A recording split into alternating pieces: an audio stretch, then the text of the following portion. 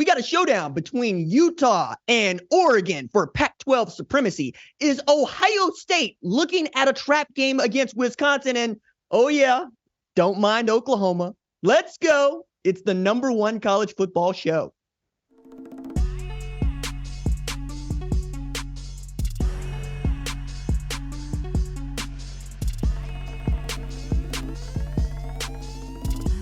What's up, kinfolk? It's RJ Young. I am not on a step mill. Thank you for watching on the Fox Sports app, YouTube, or listening wherever you get your podcast. Today on the show, we got to talk about Utah and Oregon playing for Pac-12 supremacy. We got to talk about Ohio State and what Wisconsin might show us and what Ohio State is going to try to avoid. A trap game, a letdown. Going to talk a little bit about who is the starting quarterback at Texas going into Saturday's game against BYU. And don't mind Oklahoma, not one bit. So first, let's start with the big game in the Pac-12, number 8 Oregon at number 13 Utah.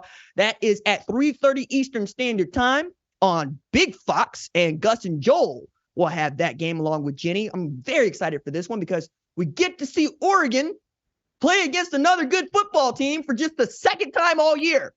Seriously, I'm excited about this one because I do think that Oregon is still the favorite to win the Pac-12 for me, even as Washington's in the front run. I know Washington is undefeated, and I understand Washington beat Oregon, but I honestly believe that Dan Lanning lost that game for Oregon so much that Oregon didn't lose it themselves. But you know what? That's why games like this one matter, because Utah is also surging.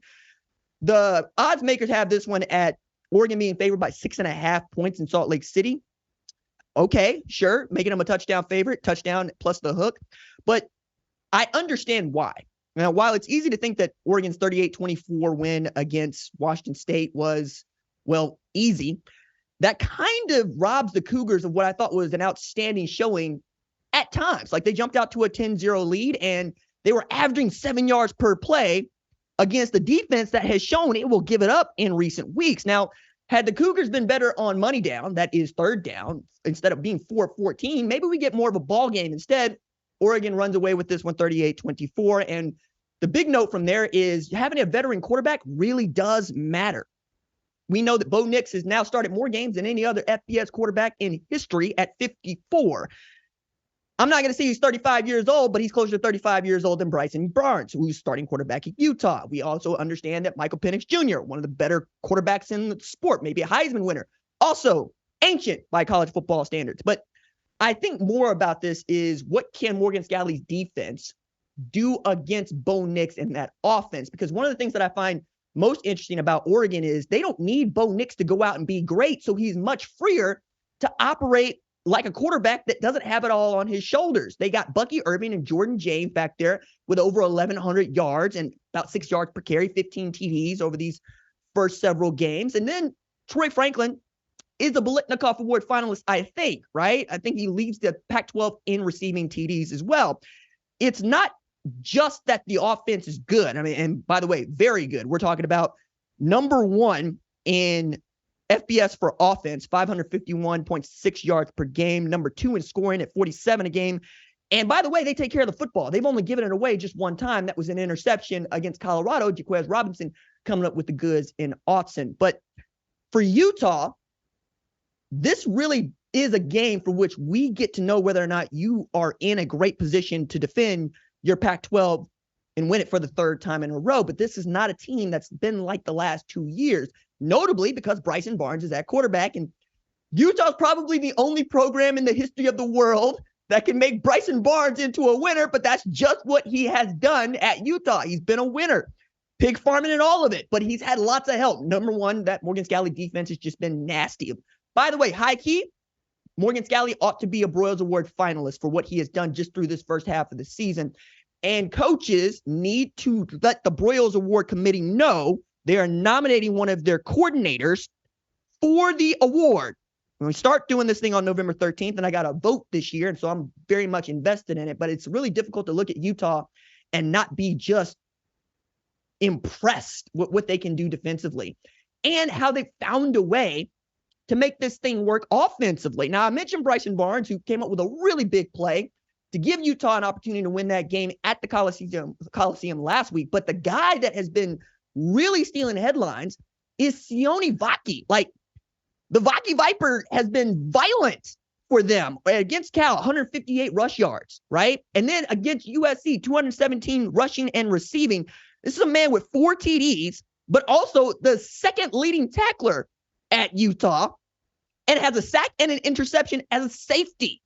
I came into this year, like many of you, thinking Emeka Buka and Travis Hunter would be the guys that win the Paul Hornung Award, which is given to the guy who's the best all-purpose player in the sport. But Sione Vaki here of lately is going, no, you got to include me in this. And to see them be able to pull that dude off of the defense, have him going both ways, I'm just impressed by that. So if he can get going against this Oregon defense that has been, frankly, giving it up here of late, maybe Utah can pull off yet another stunner to me. I understand that some folks are going, hey, how is that win against SC an upset? I'm like, well, if you just take a look at what SC had and what Utah had, notably not having Cam Rising, you can see how we all come to that, especially with that game being in the Coliseum. I'm really interested to see if Bo Nix gets into that pressure cooker situation, whether or not Dan Lanning still wants to be aggressive with the offense, because that was another point of contention against Washington. If you're going for it on 4th down against Utah, you better pick it up, because they're not going to give you the ball back very easily.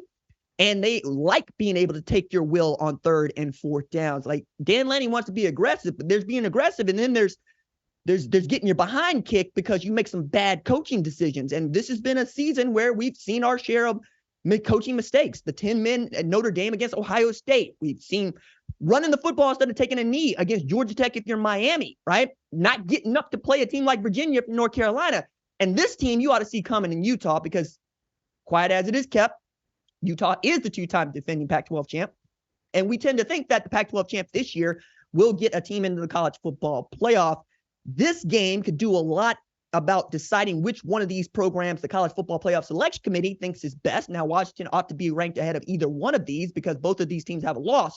But you understand, if one of these teams is ranked closer to Washington, if they come in at, say, 5, 6, or even 4, we feel much better about one of those two teams getting into the College Football Playoff.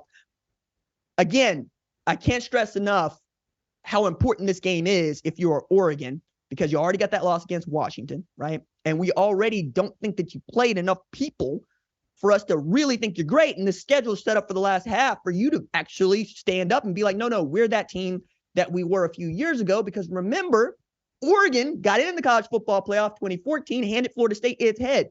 We could be in that position once again, where we see a Florida State team and an Oregon team play each other. Or maybe we get Utah into this thing for the first time. Very excited to see how this one goes, and interested to see which quarterback outplays the other, Bo Nix or Bryson Barnes, and which running back room outplays the other one, whether that's Utah with Sione Vaki leading the charge or the tandem that is Bucky Irvin and Jordan James. I'm going to be here for all of it. Very excited about it. All right. I'm going to pick Oregon in that game.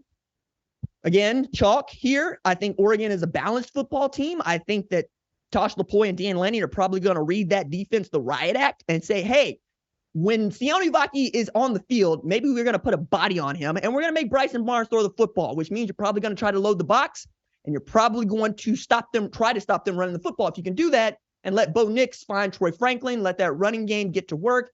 Will Stein's been doing a great job. Also a guy that might be considered a Broyles Award finalist, depending on what happens in this game the rest of the year. Yeah, I got Oregon here because I just think that they're better in the 3 phases than Utah, but all Utah has done is thumb its nose at not having Cam Rising and go get wins.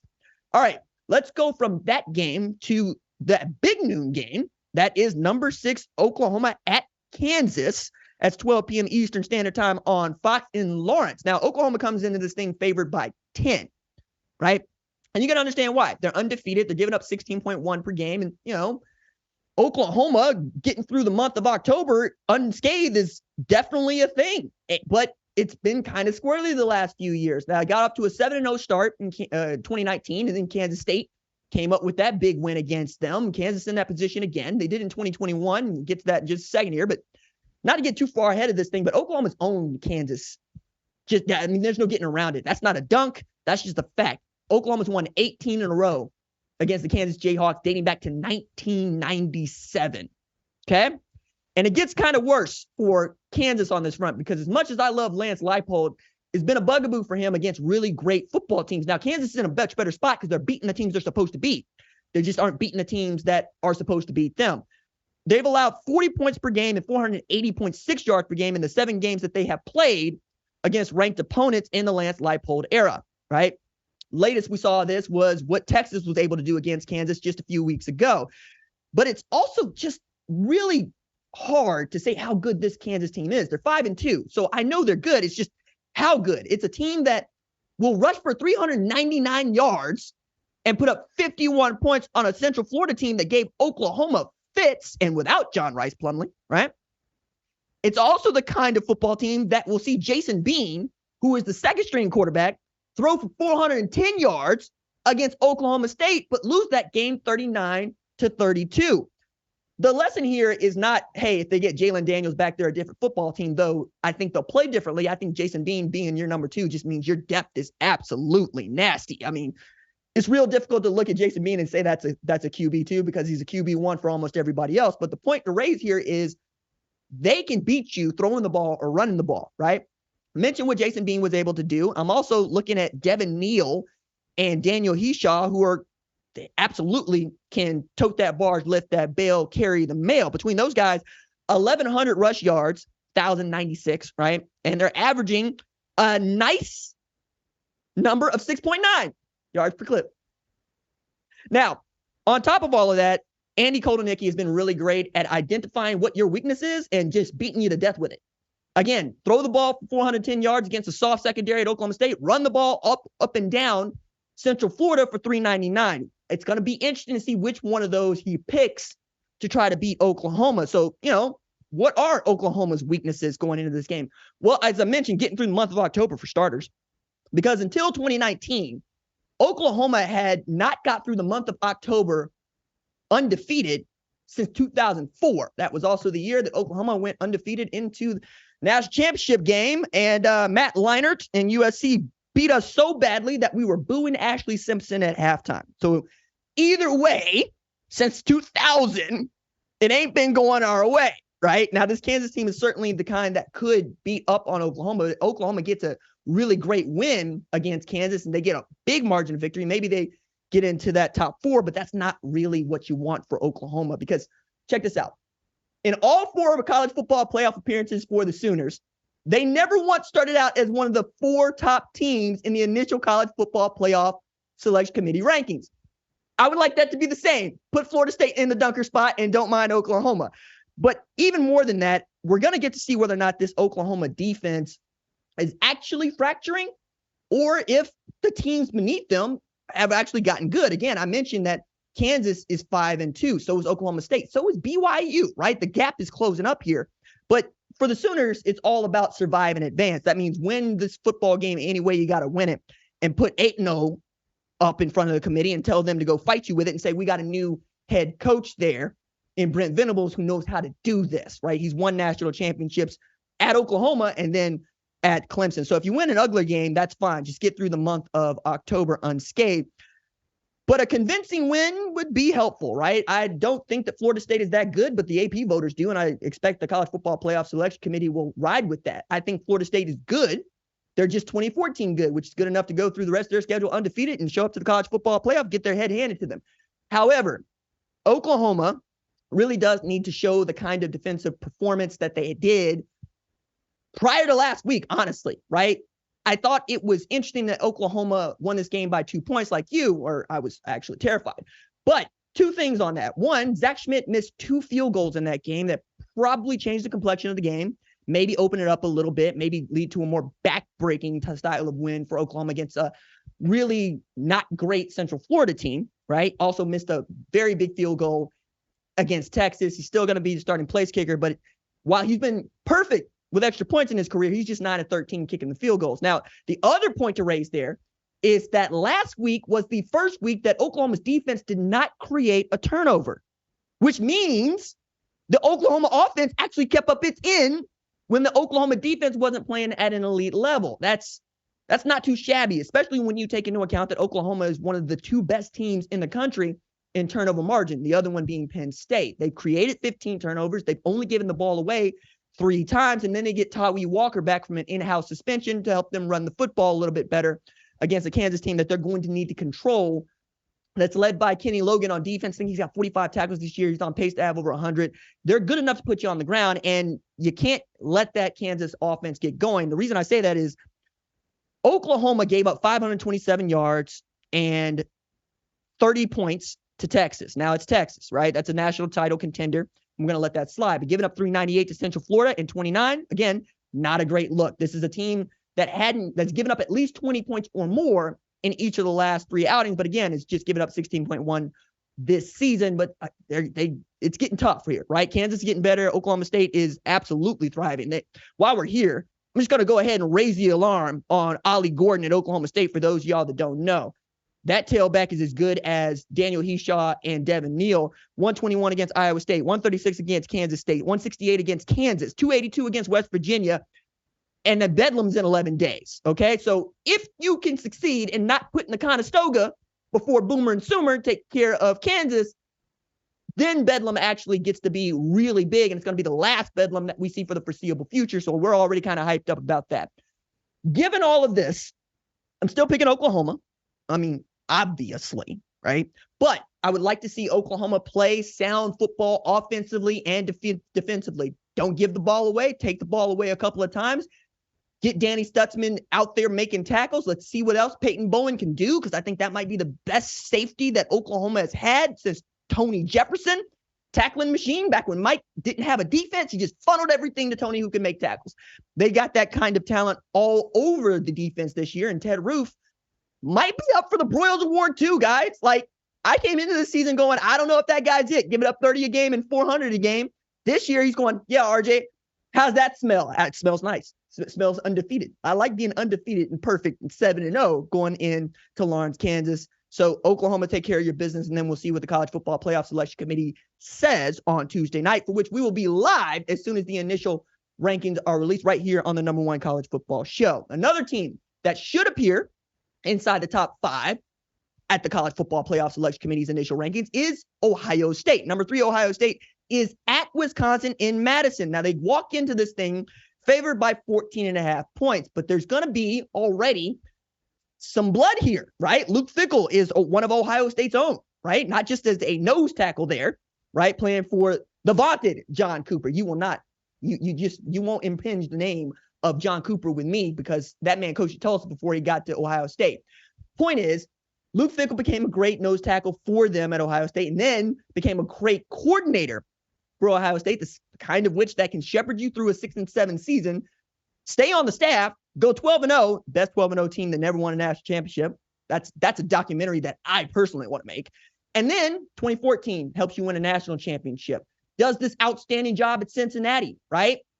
Turns them into a college football playoff team when no group of 5 team had ever achieved that, gets hired over at Wisconsin, and brings in Mike Tressel to run the defense and Phil Longo to run the offense. Now, neither one of those things has clicked the way that Wisconsin fans hoped they had. Tanner Mordecai seems to have taken a step back from what he was doing at Southern Methodist, and that offense is still one in which he's trying to be as accurate as he can. Like the book on Tanner is that he's got one of the highest football IQs of any quarterback that anybody's ever seen. It's just getting his brain to do what or getting his body to do what his brain says to do on every occasion. Now, you also got Braylon Allen back there, and you're going to try to run the football on this Ohio State team and really take the life out of that offense and not let them work. But I already think that it would please nobody more than Luke Fickell to get a win against Ohio State and wreck their undefeated season. And after what we saw Ohio State have to do against Penn State, we wonder, are you going to show up with full force? And are you going to be able to put Wisconsin away early? Because you haven't basically since Notre Dame. You looked sluggish and looked like that game was going to get out of hand for you against Maryland before you decided to pour it on. And then Penn State, it was just slow and steady, but the slow and steady was also Marvin Harrison Jr. You got to double cover that guy. That guy is not just Ohio State's best chance to win a Biletnikoff Award since 1995 when Terry Glenn did it, but also its best chance at a Heisman winner. He's that important to what they do. And I say this because Manny Diaz was calling his defense based on what Marvin Harrison Jr. was doing on a football field. Because they could not because they could not single cover him and bring an 8th man into the box, they had to let Ohio State sort of kind of try to run the football. And even when they tried the single coverage, all the first rounder, that is Marvin Harrison Jr. is going to be, did against the first rounder that Kalen King is going to be, is beat him. And there's nothing you can do about that, right? If that guy's that good and you can just throw the football up to him, that's where the football's got to go. And Kyle McCord seems to know that, right? I remember it was like Deshaun Watson and DeAndre Hopkins back in Texas. Hey, where's D-Hop? I'm going to throw it to him. That is what Kyle McCord is doing. And I think their friendship and their playing together since St. Joe's in high school is really starting to pay off. You can see why that chemistry is so important. And frankly, I think it gives them an edge in this game. I'm also looking at this, and I found this really fascinating. Marvin Harrison Jr.'s got 42 catches, 766 yards, 6 TDs on the number 3 team in the nation, right? Best player on the 3rd best team in the nation.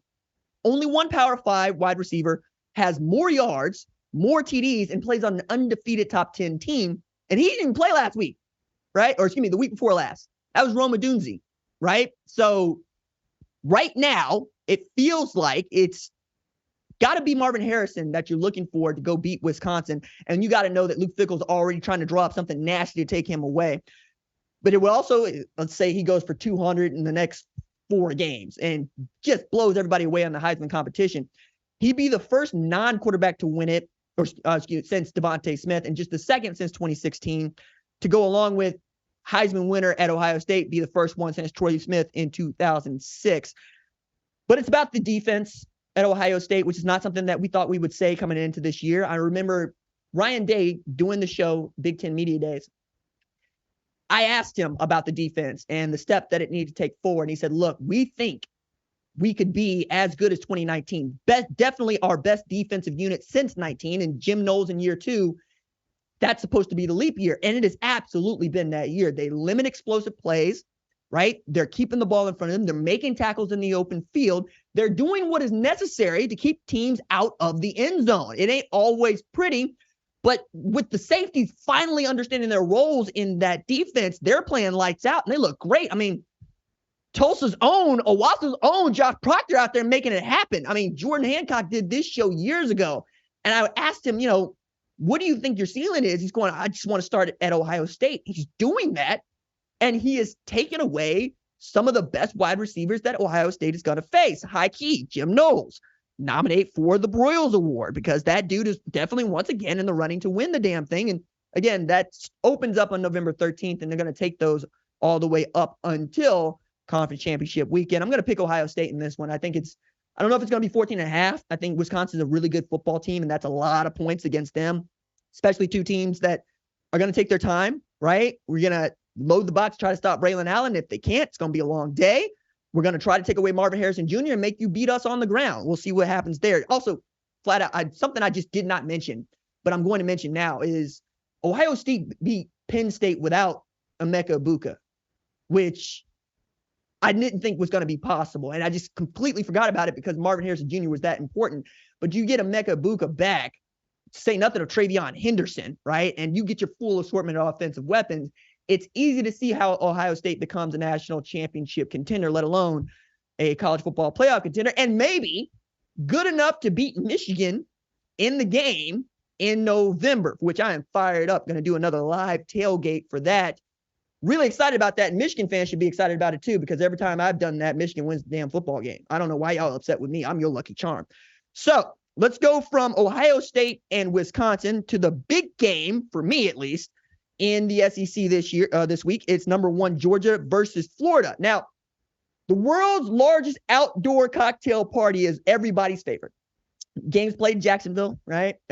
Both Florida and Georgia get up for it, and both Florida and Georgia hate each other, right? That's why we get up for it. I love it when 2 teams get to line up because I don't like you and they get to go play football. But this one is interesting because Georgia's still favored by 14.5.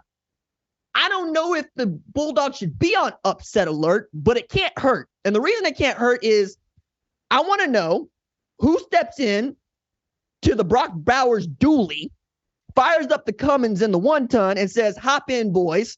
I'm going to hit you. I'm going to tow you.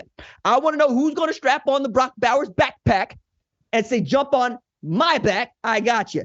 Now, my money right now is on Dejon Edwards, right? Because I think that dude at tailback is great, right? I also was having a hard time thinking the last white running back at Georgia that was really great. And I'm still trying to think about what that could look like. If y'all got it, let me know. Hit me in the YouTube comments, hit me on the tweets, because Cash is out there making it happen, right? And I'm going, all right, cool. But if Daijun Edwards can do what he has done in recent weeks and run for 150, feels like he can go beat this Florida's team that is surging. Graham Mertz finding his way. I didn't think the Florida was going to be any good after they lost to Utah. It turns out Utah's a good football team, right? And then I picked Tennessee to beat Florida. And what did Florida do? Show me the middle finger.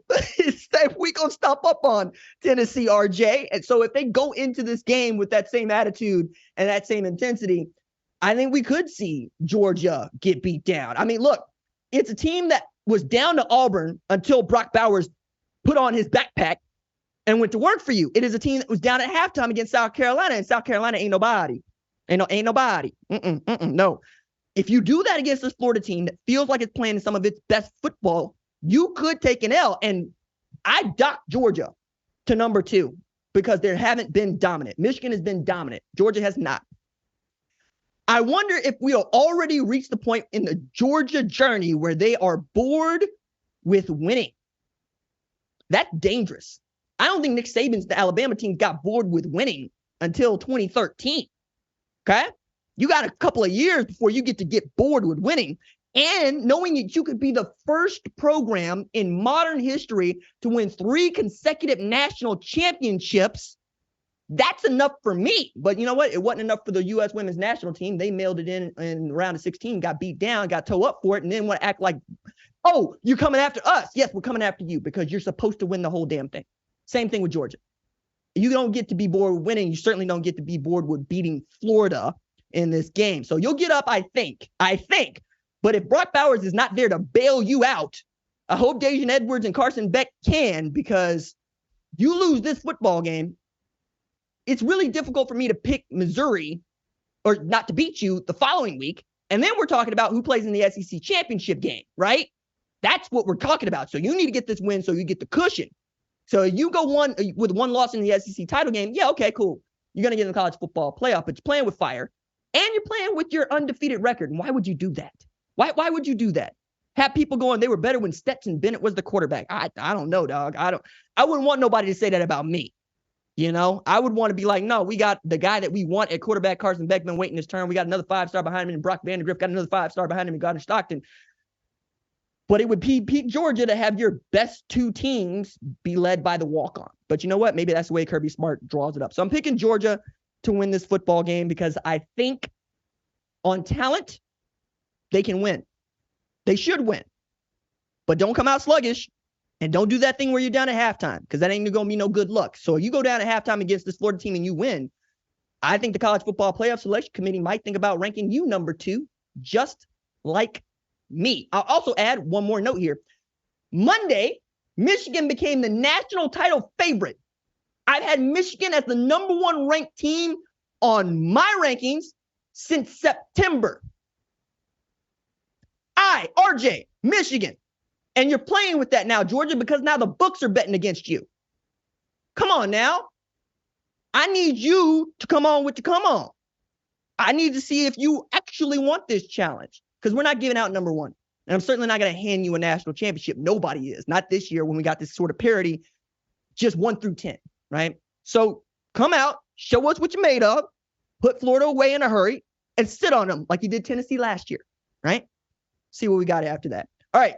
Let's go from the big game in the SEC to the most intriguing game on Saturday for me, which is Brigham Young University at number 7, Texas. Now, a couple things on this one, right? The first one is, what does Texas look like without Quinn Ewers at quarterback? We have an answer for that last year. With Hudson Card, they looked fine against Alabama and then not great, right? Hudson Card's at Purdue doing what he can. But now, we're probably going to get the Malik Murphy experience precisely because Quinn Ewers forgot that he plays quarterback, tried to lower his shoulder against a man that plays defense, and that man just T-fied on him, and now you got a sprained joint in your throwing shoulder with no timetable for return. Son, you play quarterback. Slide.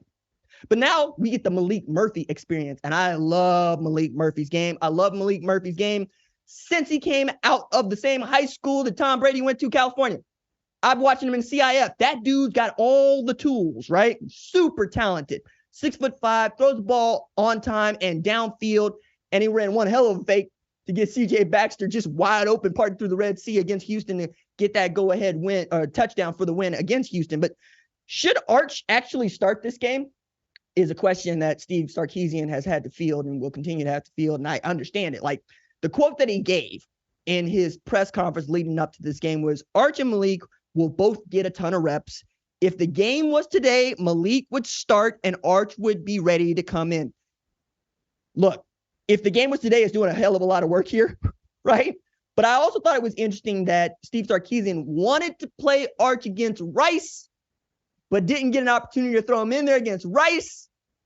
Still got the 4 games that you want to play a 5-star quarterback because, well, you want to keep him happy. And everybody wants to see the 5-star quarterback, but producer Tyler made this point. Has that worked?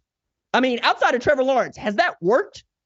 No, it really hasn't. And Malik being a redshirt freshman who's had a year in the system and really wants to be at Texas, I think this is going to be a great opportunity for him. And if he plays really, really well, maybe we got us a quarterback controversy by the time the game ends. But it's also going to be against a really good BYU team, or at least what seems to be becoming a really good BYU team. Like, I was looking at it before beating Texas Tech for their first Big 12 win against a legacy Big 12 opponent. We're talking about beating up on Southern Utah and Arkansas, among others, right? Arkansas ain't nobody this year. It's tough down there. They had to fire Danny Eos as offensive coordinator. But they also got 5 turnovers against Texas Tech last week to 0 for Texas Tech. I don't know you're going to get 5 turnovers from Texas. I don't care who's quarterback, right? So you're going to need Keaton Slovis to come on with the come on, right? You're going to need LJ Martin to come on with the come on. Get something out of that Cougar offense to try to give yourself an opportunity here. And you can do that because Texas has a scoring problem and a big play problem here of late, right? So we saw against Houston alone, 6 pass plays of 21 yards or more allowed by the Texas defense, including 1 for 51. And we saw Texas's offense really stall inside the red zone. There were 4 trips inside the red zone for Texas last week against Houston. They scored a total of 24 points in those 4 trips. You got to finish with TDs in there.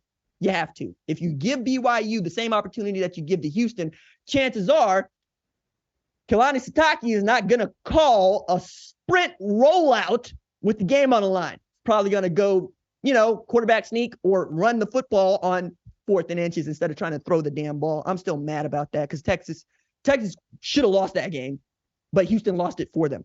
That said, I'm picking Texas to win this football game. I think Texas is still the second best team in the Big 12, and if they keep up their end, Oklahoma keeps up theirs. We get a rematch of these 2 college football playoff title contenders, and then we get to see which one probably makes it into the playoff. And we already know the select committee thinks highly of the Big 12. How do we know this?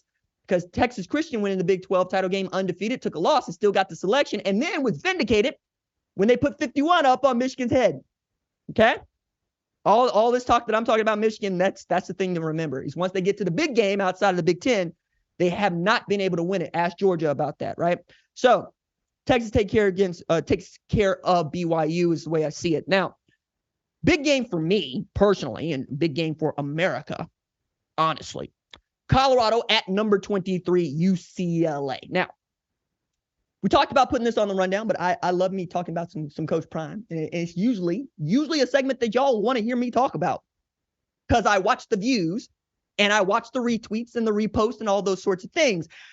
UCLA is favored by 17.5. It didn't matter, right? Because even being 4-3, ABC is going to have this be their primetime game on Saturday night. Why? Because America wants to see it. This is going to be the 7th national television game for Colorado this season. They're going to get to 8 next week when they play Oregon State on ESPN, which means that they already played on they will have played on national TV as many times as they did during the 1990 season when they won the national championship, and Eric Bieniemy, I believe, finished 4th in the Heisman voting. Now, I think you care about TV ratings. I think you care about viewership, and I think that your mama is asking you about what Coach Prime is doing, even though she doesn't ask you about college football at all. Between Prime and Taylor Swift, those are the football questions that most of America wants to talk about, okay? That's why I'm interested in this game. But on a football field, this is also an opportunity for Colorado to show what kind of backbone that they have. Before I get into that, I also want to get one more point in here about national television. When you land a top 100 quarterback who is 6'5", 215 pounds, Antoine Hill Jr., for the 2025 class, it's because you're playing on national TV. Colorado has blue chip dudes now wanting to come to Colorado. That's not a thing we get to say. Okay? It matters that you're playing in front of the largest audiences that are possible. And most of the top 10 most viewed games this season have had Colorado in them. So I think there are going to be other folks that want to join up with Antoine Hill. And that's a dude that could absolutely sling it. 3,663 yards passing, 40 TDs to 3 INTs in 2022. All right. Now to the football that's going to be played on the field against UCLA. Last time that Colorado played a top 25 opponent on the road, Oregon handed them their head. Okay. That game was not close. And it didn't look close from the start. Shedeur Sanders running for his life. Also did not have Travis Hunter for that game, right? Which a couple weeks ago, I would have said is a big deal. Not so, because Travis Hunter was there for Stanford and the Cardinal, and he played well until Alec Ian Manor decided to make him his mission. Last time we saw Travis Hunter play football, he gave up 13 catches. He gave up 294 yards along with that defense. Now, that defense is also dead last in yards allowed per game at 473. Good Lord. The idea that you've even won 4 games with a defense that's dead last in yardage is in it of itself a feat. But what's Travis Hunter going to do against UCLA and possibly Ethan Garbers, who looked good right against Stanford last week? Common opponent, UCLA, showed Stanford the door. Now, Travis Hunter has gone 2 ways, 29 passes, 353 yards receiving, and then 14 tackles and a pick through, basically 3 games, right? 2 TDs. However, we asked this question after the Stanford loss. Is he playing too much? I don't think so, because he looks fine. Short of that lacerated liver that he suffered, I mean, his wind is there.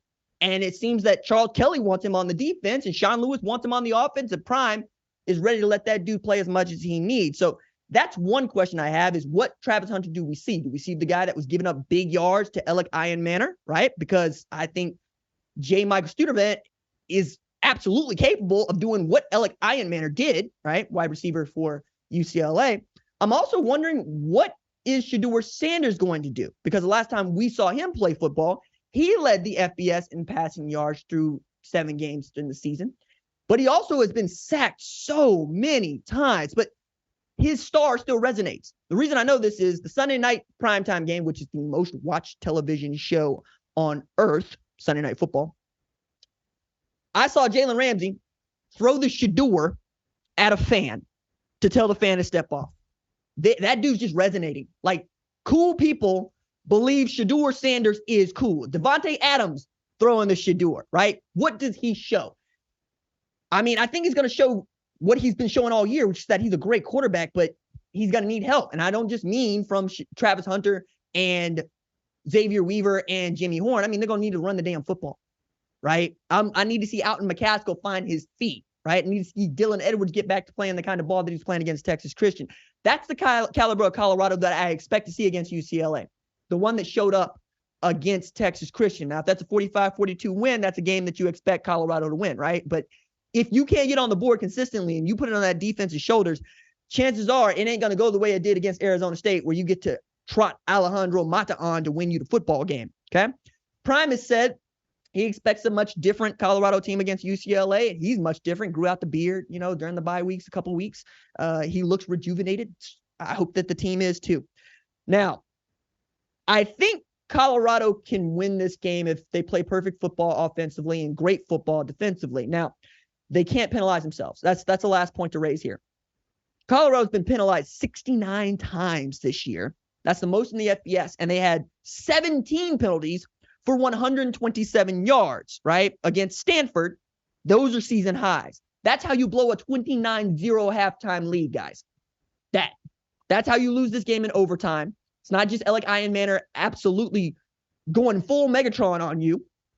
It's also you're hurting yourself. If Colorado can get out of its own way they stand a chance of upsetting UCLA and getting one win closer to being bowl eligible, which a couple weeks ago we thought, yeah, they're going to do that. Now it's tough the rest of the way with teams that they got to play. So in that game, I think I'm going to pick UCLA because that's, not a wild take. I'm not out here saying that Caleb Williams should be sitting the rest of the season. It's one that, y'all can appreciate and understand because UCLA has demonstrated itself to be a really good football team. And I've had UCLA ranked all year, even when the AP has not. So we'll see how it goes. I'm going to watch it. You're going to watch it. We're going to talk about the aftermath of that game on the Sunday AP Rankings reaction show, which, we'll talk about who did what and why, but look for us to talk about that game on Sunday, not Saturday night. We'll be going live on Saturday following the 3:30 window like we did last week, right? And I'm excited about that one because that's going to follow Oregon and Utah, and we'll see how that one influenced the college football playoff. Last thing to show here is that USC is at a crossroads. The question before us is what's wrong with Caleb Williams and will Lincoln Riley finally adjust the defensive philosophy? So that's two questions. I'm going to put it like this. The defense isn't good. The defense is playing Alex Grinch's scheme, and they're playing it very well because the scheme is tackles for loss and turnovers. That means you're going to give up big yardage. They're giving up a ton of yardage. They gave up season high to Utah in points and yardage last week. Even when the defense played well, Caleb Williams did not, Notre Dame, and they lost that game. So now we're looking at a USC team that is 6-2 and has 3 out of 4 opponents that have numbers next to their names next on the schedule. So it looks like SC could just as easily go 7-5 as it went 6-2. You might wonder what the hell's going on here. Well, I'm going to tell you, it's frankly not that Lincoln Riley needs to recruit more and needs more time to recruit. I gave this stat last week. Clay Helton through 22 games, was 17-5. Lincoln Riley through 22 games at SC is 17-5. Now, people would say, what kind of roster did Clay Helton have? What kind of roster did Lincoln Riley have? Roster management. I don't think there's a better head coach with roster management than Lincoln Riley, who showed up to USC, turned over the spot with 51 new dudes, and came out with a top 25 program that won 11 games. Okay? So that ain't it. He's getting who he wants. He just hasn't developed what he has into a national title contender. All right? And frankly, that's got to do with what are you doing against the class football teams in our sport? Because SC is beating all the teams that it's supposed to. It's the teams that got numbers next to their names where they are having fits. Check this out. Lincoln Riley and Caleb Williams have combined to go 3-7 against top 25 teams dating back to Oklahoma. You might think that there's a fourth win in there, but it's not because Spencer Rattler started the game that Caleb Williams won against Texas, right? That was the emergence of Caleb Williams and when he became the guy for Lincoln Riley, let alone Oklahoma and USC. But it's deeper than rap. Riley at SC is 2-5 against top 25 teams. That means he's also 0-2 against top 25 teams this season. Now, SC is in a bye week, but they come back off that bye week against the undefeated Washington. Okay? So there's that. But I also find it interesting, and I can understand where Oklahoma fans are coming from on this. Not me personally, but I understand. So I'm going to lay this out. When Riley told Dennis Dodd at CBS Sports that he never thought he had the best team in the college football playoff, Oklahoma fans took that as a defense, right? Because you go to the college football playoff 4 times, you get stomped out in the semifinals 4 times, and then you claim that you never had the best roster, which, by the way, was true, right? I get that part. But we got pride like everybody else. You know what I'm saying?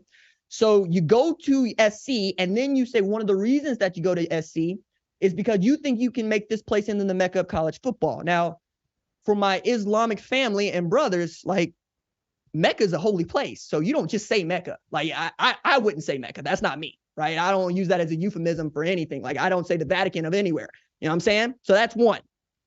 But then you go to SC, you put together this roster, and you're winning a bunch of games, but you're not beating the teams that win championships, notably Utah, right? You are 0-2 against the defending Pac-12 champs. 0-3, lost twice last year. But at Oklahoma, Riley was actually much better against top 25 teams. Peep this. Lincoln Riley at Oklahoma is 15-6 against top 25 opponents.